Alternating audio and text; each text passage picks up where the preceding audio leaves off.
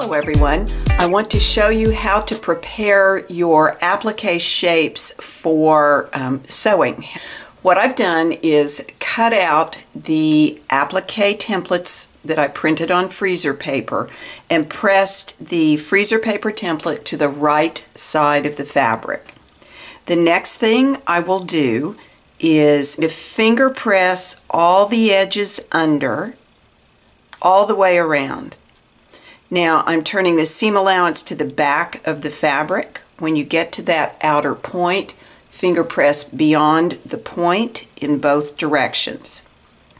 The next thing I'll do is take my glue, and this is the Quilter Select fabric glue stick, and I'm also going to use a wooden cuticle stick that's flat at both ends.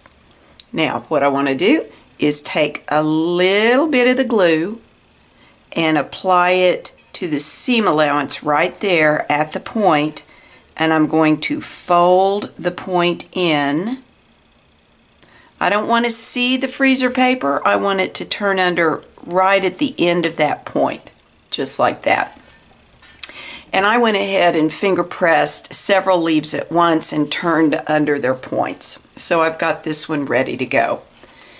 The next thing I would do here is I would finger press this end under. I want to do my best to get that turned under even with the paper. All right, then I'm going to turn this over. Using the cuticle stick, I'm going to grab a little bit of the glue, just the tiniest little bit, and I'm going to stick that under the seam allowance. Whoops, and I'm going to get that in position. And then I'm going to move down, half an inch, give or take, and I'm going to pinch the glue between the seam allowance and the applique fabric. Now, let me pull this in a little closer. While the glue is still moist, if I've turned under too much, I use what I refer to as the clean end of the cuticle stick to manipulate it. Then I'm going to go back to the gluey end of my glue stick, and I'm going to do that. And what I'll do is several spots, 3/8 of an inch to a 1/2 an inch, give or take. And then I'm going to go back and stick these down.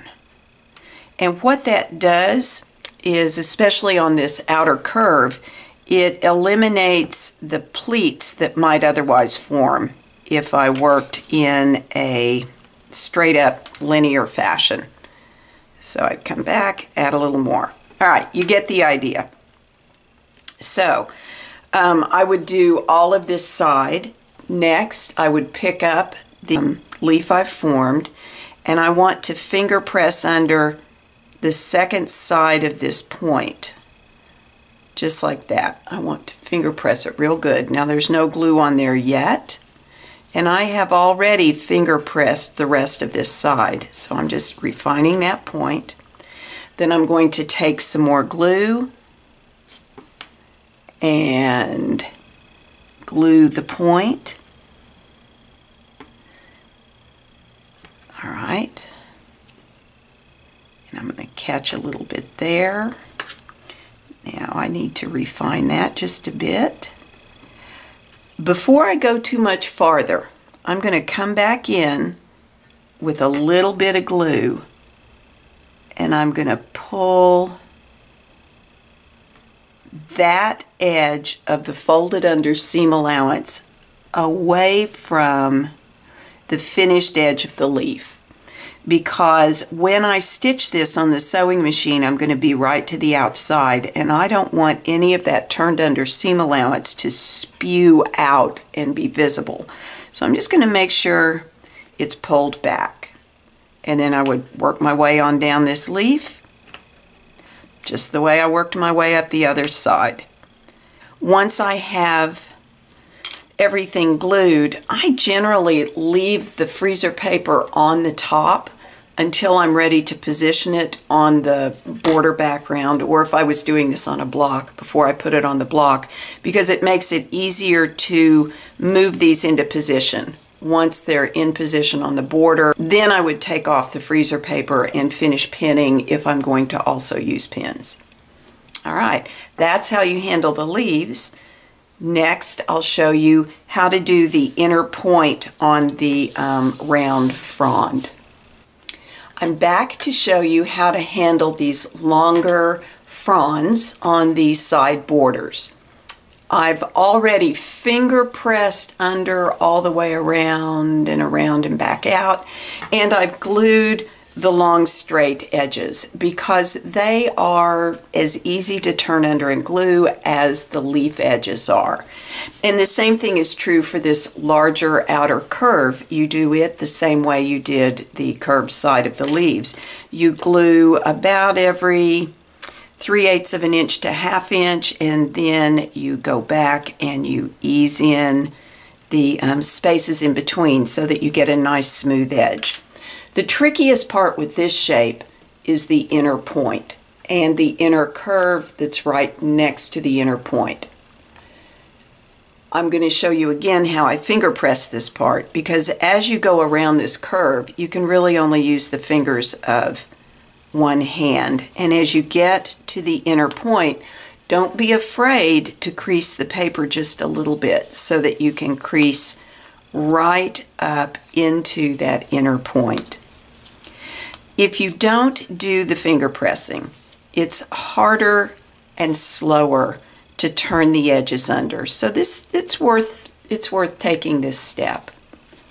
And I've glued about to the place where I need to clip that inner point. So I'm going to take my very fine scissors and I'm going to clip down the center. I want to clip just a little bit shy of the line. I'm sorry, shy of the inner point. I'm also going to need to clip this inner curve. Don't clip all the way to the paper. And I'm keeping my clips about 1/4 of an inch apart. That works for this fabric. If I had a tighter weave of the fabric, I might have to clip deeper and more frequently. That ought to work right there. I'm going to set my scissors aside. Now, to glue this, it's the same tools, the same glue. I'm going to come in here and pinch that under. Oh, and I turned it way too far. So I'm going to ooch that back just a little bit. And then very carefully, I want to turn under that edge. Now there's not much seam allowance there, so don't get too exuberant in your turning. Got a fuzzy thing right there. And I'm going to use my fingernail and get that side over. Now can you see that I'm using the gluey end of my cuticle stick to help move those little thread hairs into position. And I'm going to come back and add some glue here to finish out this curve, the outer curve.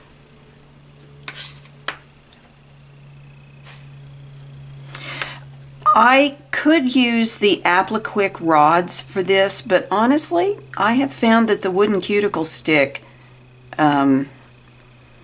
works the fabric very well, and then I don't have to worry about getting my Applique rods all gluey, although I'm sure they would clean up well. All right, I'm going to turn this under.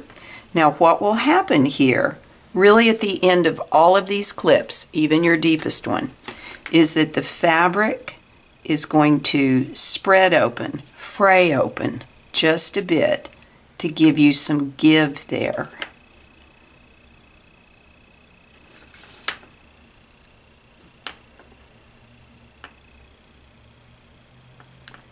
And here at the deepest part of the V. Here I'm going to use the clean end of my glue stick and encourage that to pull in. And then I'm going to come back and hit those threads with just a little bit more fabric glue.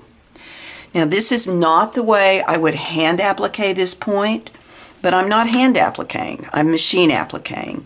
And there's not another good way to handle this seam allowance and keep it turned under for machine applique. And that is how you do it. Oops, I need to get this under there. You get the idea. Use your cuticle stick, use small amounts of glue. Don't worry about moving too quickly. And take your time with this. The better you prepare your shapes, the easier it will be to machine applique them in place. So, I hope you enjoyed these tips, and I will be back with more on machine applique before too long.